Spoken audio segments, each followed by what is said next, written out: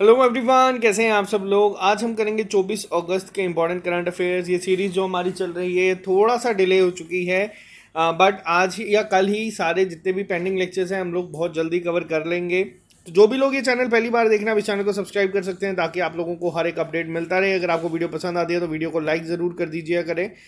आप लोगों के जो एग्ज़ाम्स हैं वो अब स्टार्ट हो चुके हैं, तो आप लोगों को अब तैयारी थोड़ी सी ज़्यादा करनी होगी। इसी के साथ साथ आप लोगों को ये भी बता दूं कि सिर्फ 2 दिन के लिए, आज जब मैं लेक्चर रिकॉर्ड कर रहा हूँ तब 28 अगस्त है, सिर्फ कल और परसों के लिए आप लोगों के लिए ये जो अवेलेबल है डिस्काउंट 30% का, जितने भी जेके एसएसबी और जेके पीएससी के प्लान्स हैं ऑलिव बोर्ड की ऐप पे आप लोग कोड यूज़ कर लीजिएगा फेस्ट।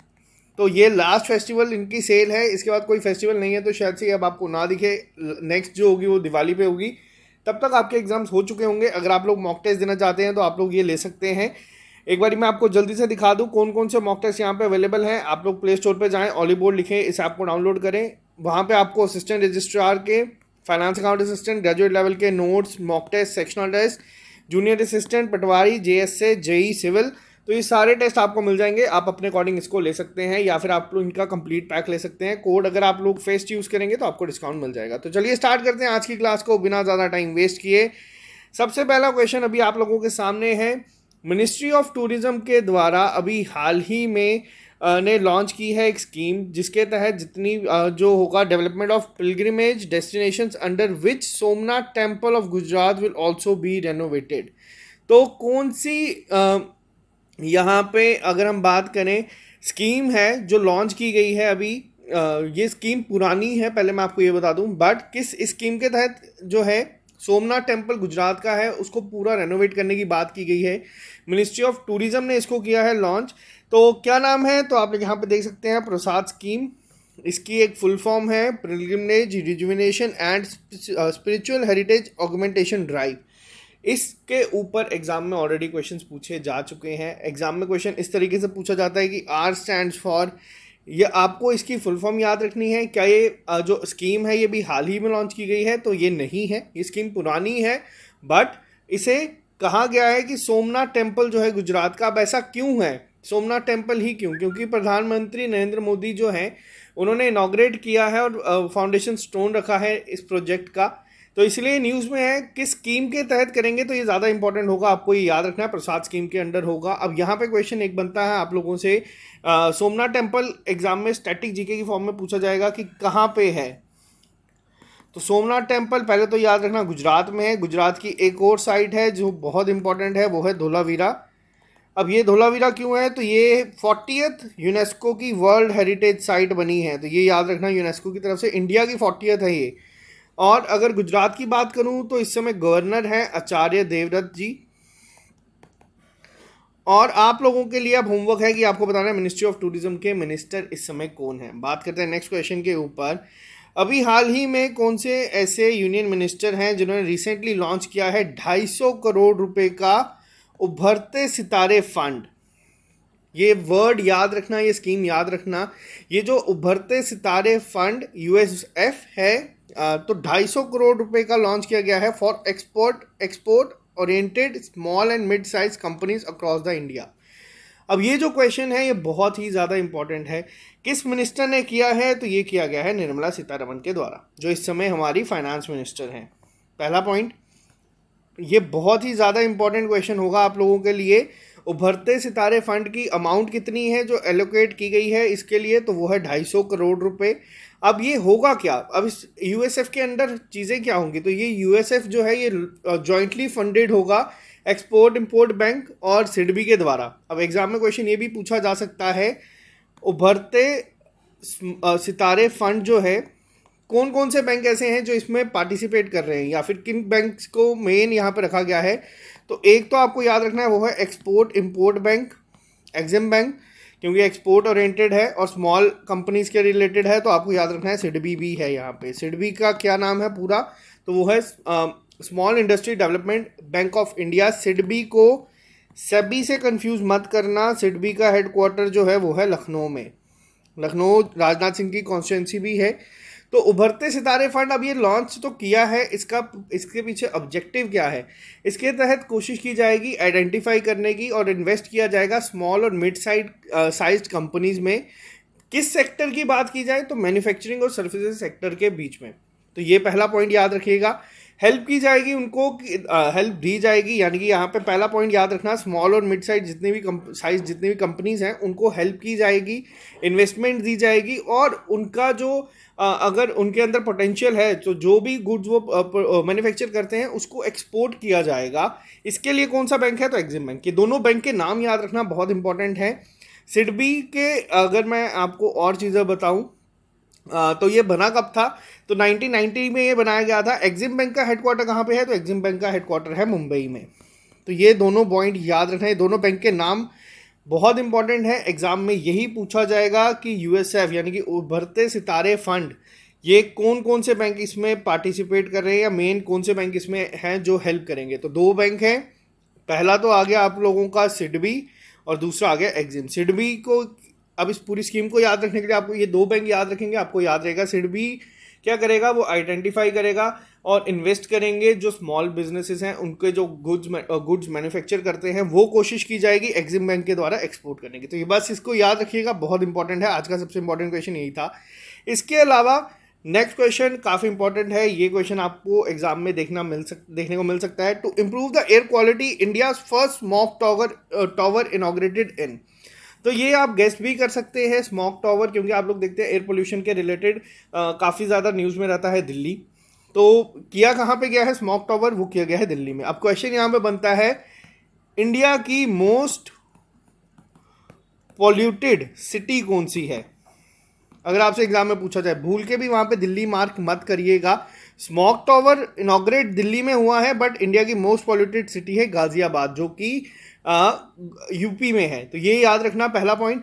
इंडिया ओवरऑल कौन से रैंक पे है मोस्ट पोल्यूटेड कंट्रीज में? तो इंडिया का रैंक है, आप लोग ये मेरे को कमेंट बॉक्स में लिख के बताएं, सबसे ज़्यादा पोल्यूटेड कंट्री कौन सी है? तो वो है बांग्लादेश। ये याद रखना। आपको बताना है इंडिया का और पाकिस्तान का रैंक क्या है। ये मैच द फॉलोइंग की तरह मैं पूछ रहा हूँ, सेकंड और थर्ड, आप लोग बताना कि इनमें से सेकंड कौन सा है और थर्ड कौन सा है। टॉप पे बांग्लादेश है। बात करते हैं नेक्स्ट क्वेश्चन के ऊपर। India to host second edition of UN world geospatial information congress UNWGIC in which city of India. अब आपके एग्जाम में क्या है, एग्जाम में क्वेश्चन इंटरनेशनल ऑर्गेनाइजेशन पे पूछे जाते हैं, यही आपके इंटरनेशनल अफेयर्स हैं। तो आपको यहाँ पे याद रखनी है जो दो चीज़ें, पहला किसी भी इस तरीके के नाम दिखते हैं तो इसको नोट कर लीजिएगा, कहाँ पे कंडक्ट की जाएगी ये आपको पता होना चाहिए। तो इंडिया में कहाँ पे होगी ये? तो ये होगी तेलंगाना में। पहला point, India to host second UNWIGC Telangana में होगी। अब तेलंगाना की अगर मैं बात करूं तो यहाँ पे ऑप्शंस आप देख रहे हैं, गैस भी आप कर सकते हैं, ऑब्वियस है हैदराबाद में होगी। हैदराबाद कहाँ पे है? तेलंगाना। और अभी मैंने आपको बताया तेलंगाना, जैसे ढोलावीरा के लिए बताया, वैसे ही एक साइट है रामप्पा टेम्पल, इनका नाम भी याद रखना। ये 39th यूनेस्को की वर्ल्ड हेरिटेज साइट थी। कहाँ पे है? ये है तेलंगाना में, और तेलंगाना की पहली साइट है ये। पहला जो सेकंड UNWGIC की मीटिंग होगी ये इंडिया में होगी। इसकी थीम को भी आप लोग याद रखना, एग्जाम में थीम भी पूछी जाती है। तो थीम होगी towards Jio enabling the global village. बहुत इंपॉर्टेंट है। तो आपके साथ बात करते हैं नेक्स्ट क्वेश्चन के ऊपर। Name the platform recently introduced by RBI to strengthen the compliance of the entities that are supervised by RBI। तो अभी हाल ही में एक इन्होंने लॉन्च किया है, RBI ने एक प्लेटफॉर्म, जिसके तहत कोशिश की जाएगी जितनी भी कंप्लायंस है एंटिटीज होती है उनको सुपरवाइज किया जाएगा RBI के द्वारा। तो उसका नाम क्या रखा गया है? तो ये जो लॉन्च किया गया है इसका नाम रखा गया है प्रिज्म। प्रिज्म आप लोगों ने देखा भी होगा, बट इसकी एक फुल फॉर्म है, आपको वो भी याद रखनी है, platform for regulated entities for integrated supervision and monitoring. तो ये है प्रिज्म, तो ये इन्होंने लॉन्च किया है। अब ऑब्जेक्टिव क्या है, ऑब्जेक्टिव मैं साथ में आपको इसीलिए बताता हूँ ताकि आप लोगों को एग्जाम में ये चीज़ें स्ट्राइक करें।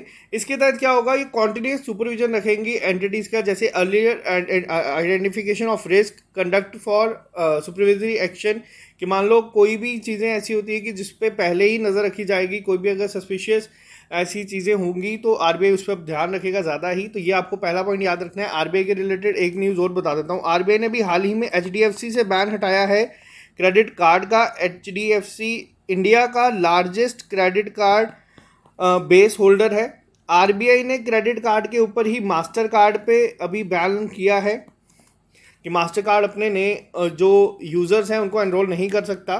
तो ये 2 पॉइंट भी याद रखना, रोल ऑफ आरबीआई में आपको हेल्प कर सकते हैं। बात करते हैं नेक्स्ट क्वेश्चन के ऊपर। Name the US based bank who recently receive the approval from the IFSCA. अब आईएफएससीए क्या है, तो ये है international financial services centre authority established by government of India to open banking unit at gift city Gujarat to carry out offshore transactions.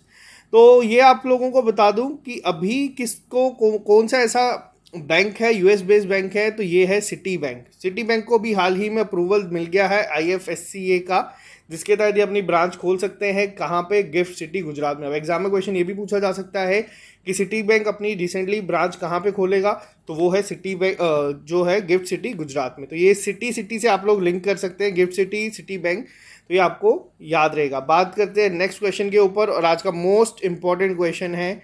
अभी हाल ही में, इनसे पहले भी थोड़ी सी शफलिंग हुई थी गवर्नर्स की, बट रिसेंट कौन से बने हैं गवर्नर मणिपुर के, ये आपको नाम याद रखना है। अभी हाल ही में मणिपुर के गवर्नर बनाए गए हैं ला गनसेन जी को। तो ये 17th गवर्नर होंगे मणिपुर के। तो मणिपुर की अगर हम बात करें सीएम कौन है, तो वो है बीरेन सिंह जी। नाम इनका है नोंग थोम्बम बीरेन सिंह। तो ये आपको याद रखना है, बहुत इंपॉर्टेंट है। कमेंट बॉक्स में लिख के बताएं मणिपुर की कैपिटल क्या है। ये आपका होमवर्क है आज के लिए। बात करते हैं नेक्स्ट क्वेश्चन के ऊपर। With satellite communication company has launched another batch of 34 satellites and thereby making a total of 288 satellites into low earth orbit। तो ये अभी आपको बताना है, अभी हाल ही में किसने 34 सैटेलाइट्स और लॉन्च की हैं। तो और इसके तहत ये इन्होंने इस साल अगर हम बात करें तो 288 सैटेलाइट्स को लॉन्च किया है लो अर्थ ऑर्बिट में। तो ये किसके द्वारा किया गया है, तो ये किया गया है वन वेब के द्वारा। बहुत इंपॉर्टेंट क्वेश्चन है ये, क्योंकि अभी तक आप लोग जितने भी नाम देखते हैं वो अलग है। अब वन वेब सैटेलाइट जो है ये किसकी कंपनी है, तो ये इस कंपनी की जो पेरेंट कंपनी है वो है Bharti Airtel and United Kingdom government. Most important question है ये आपके एग्जाम में, आपसे यही पूछा जा सकता है डायरेक्ट कि वन वेब जो है वो इसकी पेरेंट कंपनी कौन है या इसको ओन कौन करता है, तो वो करता है भारती एयरटेल और यूनाइटेड किंगडम गवर्नमेंट। अब यहाँ पे इनका टारगेट क्या है, इनका टारगेट है टोटल 648 सैटेलाइट्स को लॉन्च करने का, जिसके तहत हाई स्पीड इंटरनेट कनेक्टिविटी मिलेगी कस्टमर्स को। तो ये आप लोग याद रखना। बात करते हैं नेक्स्ट क्वेश्चन के ऊपर। कौन सी आईआईटी ऐसा है जिसने डेवलप किया है इंडिया का पहला indigenous motorised wheelchair vehicle Neo Bolt which could be used on uneven terrains. Most important question है ये भी आज का आपका। अब यहाँ पे क्वेश्चन आपको मैं बताता हूँ क्या पूछा जा सकता है। पहला तो ये इसी फॉर्म में होगा कि किस आईआईटी ने किया है, तो वो है आईआईटी मद्रास ने। दूसरे किस तरीके से पूछा जाएगा कि वहाँ पे आएगा आईआईटी मद्रास ने भी हाल ही में एक मोटराइज्ड व्हील चेयर लॉन्च की है, उसका नाम क्या है, तो उसका नाम है नियो बोल्ट व्हील चेयर।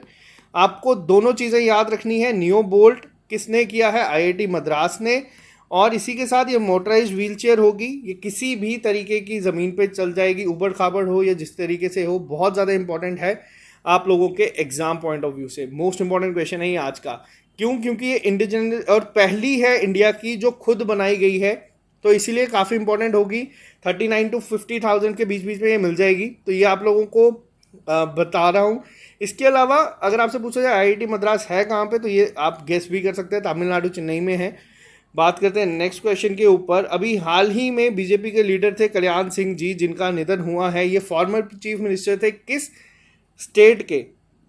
तो ये जो थे ये फॉर्मर चीफ मिनिस्टर थे उत्तर प्रदेश के, जिनका निधन हुआ है। नाम याद रखिएगा कल्याण सिंह। आपसे ये पूछा जा सकता है कहाँ से थे चीफ मिनिस्टर? तो ये यूपी से थे। बहुत इंपॉर्टेंट है। यूपी के बारे में आपको ये बता दूं, यूपी में इंडिया की पहली पॉट टैक्सी चलेगी, ये आपको याद रखना। और यूपी में ही गाजियाबाद भी है, जो इस समय इंडिया की मोस्ट पॉल्यूटेड सिटी है।